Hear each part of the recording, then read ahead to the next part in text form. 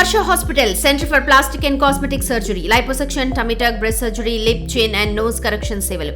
మీ అందానికి నమ్మకమైన చిరునామా హర్ష హాస్పిటల్స్ కొంపల్లి, హైదరాబాద్. 2 రోజుల్లోనే తెలంగాణ జాగృతి అధ్యక్షురాలు కవిత ఏర్పాటు చేయబోయేటువంటి పార్టీకి సంబంధించి గడువు కేవలం 2 రోజులు మాత్రమే ఉంది.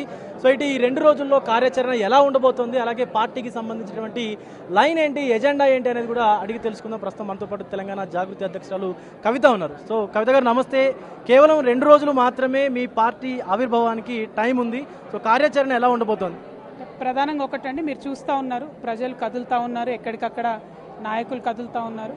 ఈ రాష్ట్రంలో వచ్చేటటువంటి ఒక కొత్త రాజకీయ శక్తి ఖచ్చితంగా ప్రజలకు మేలు చేసేదిగా ఉంటుందనేటటువంటి విశ్వాసంతో ఉన్నారు. కాబట్టి అందరూ అన్ని జిల్లాల నుంచి కూడా పెద్ద ఎత్తున తరలి వస్తూ ఉన్నారు.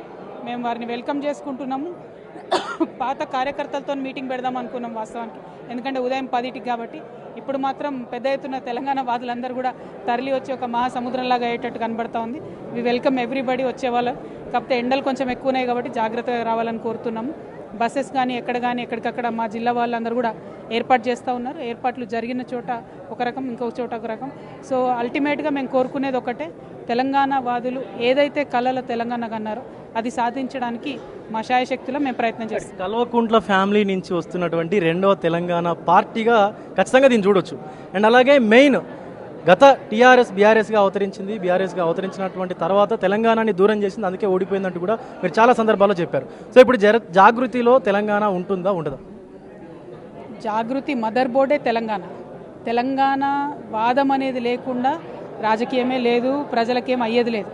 మనం 60 ఏళ్ళు కొట్లాడిందే తెలంగాణ అస్తిత్వం కోసం. ఆ అస్తిత్వాన్ని, ఆ పేరుని మర్చిపోయింది కాబట్టి ఇలా బీఆర్ఎస్ పార్టీ ప్రజలకు దూరమైంది. ఖచ్చితంగా రేపటి నాడు తెలంగాణ మదర్ బోర్డుగానే ఏ పనైనా చేస్తాం. నేను ముందు నుండి చెప్తూ వస్తున్నా, మేము ప్యూర్ రీజనల్ పార్టీగా ఉంటాం. తెలంగాణలో ప్రతి పల్లె వెలిగిన తర్వాత మేము పక్క రాష్ట్రాల గురించి ఆలోచిస్తాం. ప్రస్తుతం మాత్రం మన రాష్ట్రం, మన ప్రజలు, మన తెలంగాణ, మన అస్తిత్వం. గతంలో టీఆర్ఎస్ పేరును తీసుకొచ్చారు తెరపైకి. చాలా వరకు రాజకీయ వర్గాల్లో కూడా చర్చ జరుగుతూ ఉంది.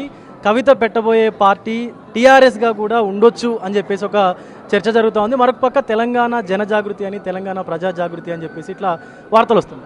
ఇంకొకటే రోజు ఉంది కదా, తినబోతు రుచులు అడగడం ఎందుకు? First thing.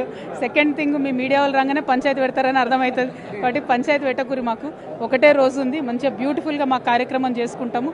అద్భుతంగా ఉంటుంది. ప్రజలు మెచ్చే విధంగా, ప్రజలు సగర్వంగా ఫీల్ అయ్యే విధంగా పార్టీ ఉండబోతా ఉంది, ఐడియాలజీ ఉండబోతా ఉంది. అదంతా కూడా ఎల్లుండి ప్రాక్టీస్. గతంలో మీరు ఢిల్లీ హైకోర్టుకు కూడా వెళ్ళారు. మీ పార్టీకి సంబంధించినటువంటి కార్యాచరణ లేట్ అవుతోంది, పార్టీని తొందరగా అనౌన్స్ చేసుకునేందుకు ఎన్నికల కమిషన్కు మీరు అప్లై చేసినటువంటి పేరు అనేది కొంత డిలే అవుతుందని. సో ఇప్పుడు ఎన్నికల కమిషన్ వెబ్సైట్లో అసలు మీ పార్టీకి సంబంధించినటువంటి పేరే కనిపించట్లేదు అనేది ఒక వాదన వినిపిస్తుంది బయట.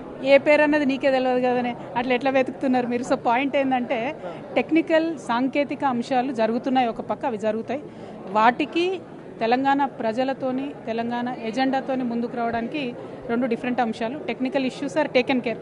మాకు చాలా పెద్ద లాయర్ల వింగ్ ఉంది. మాకు నిన్న కూడా 100 కొద్ది లాయర్స్ వచ్చి జాయిన్ అయ్యారు.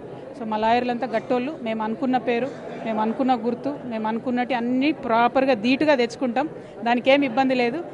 2 రోజులు మాత్రమే గడువు ఉంది. ఒకవేళ అది కుదరకపోతే పరిస్థితి ఏంది అనేది చాలా మంది, అంటే జాగృతి కార్యకర్తలు చాలా ఆతృతగా ఎదురు చూస్తూ ఉన్నారు. ఎందుకంటే ఒక సంస్థగా, ఒక సపరేట్ వింగ్గా ఓ పార్టీ నుంచి ఏర్పడిన తర్వాత ఒక పార్టీగా ఎదుగుతున్నారు కాబట్టి చాలా క్యూరియాసిటీతో ఉన్నారు. సో ఒకవేళ జరగకపోతే పరిస్థితి. ప్రధానంగా ఒకటండి, మేము ఎప్పుడు కూడా బీఆర్ఎస్ పార్టీ వింగ్గా లేము.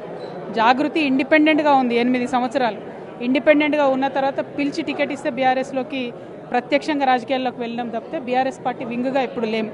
బట్ ఎస్, టీఆర్ఎస్లో ఉన్నప్పుడు నాయకుడిని కానీ, పార్టీని కానీ, జెండాని కానీ గౌరవించడం, పనిచేసినాం. ఆ తర్వాత రాజకీయంగా ఇప్పుడు కొత్త పార్టీగా ఏర్పడబోతున్నటువంటి తరుణంలో మాకు ఒక క్లారిటీ ఉంటుంది, మాకు ఒక ఎజెండా ఉంటుంది. చాలా బీభత్సమైన టెక్నికల్ టీము, అన్ని రకాలుగా సదుపాయాలు, వనరులు అన్నీ మా దగ్గర కూడా ఉంటాయి. కాబట్టి ఎటువంటి ఇబ్బంది లేదు. మేము అనుకున్న పేరు, మేము అనుకునే అన్ని కూడా వస్తాయి. అంటే ఎన్నికల కమిషన్ కూడా ఎక్కడ ఇంతవరకు ప్రస్తావించలేదు, పార్టీ పేరు కావచ్చు, గుర్తు కావచ్చు, దానికి సంబంధించినటువంటి అంశమే లేదు కదా. సో దాని గురించి అసలు మీరు అది థింకే చేయకండి, మీకు అవసరమే లేదు ఆ విషయం. మీరు చూడబోతూ ఉన్నారు ఎల్లుండి ఏమవుతుందో. Thank you. జై తెలంగాణ. ప్రజలకు సంబంధించి కూడా మీ పార్టీ నుంచి అంటే ప్రధానంగా 5 అంశాలని ముందు తీసుకొని వెళ్తున్నట్టుగా తెలుస్తోంది. దాంట్లో విద్య కావచ్చు, వైద్యం కావచ్చు, ముఖ్యంగా తెలంగాణ ప్రజలకు సంబంధించినటువంటి అంశాలను ప్రధానంగా ఎజెండాగా తీసుకున్నారు. ఇంకొకటే రోజు ఎజెండా అయిపోయి ఎల్లుండి పొద్దున ఈ టైంకి ఎజెండా క్లీన్ కట్గా వస్తుంది, క్లియర్గా వస్తుంది.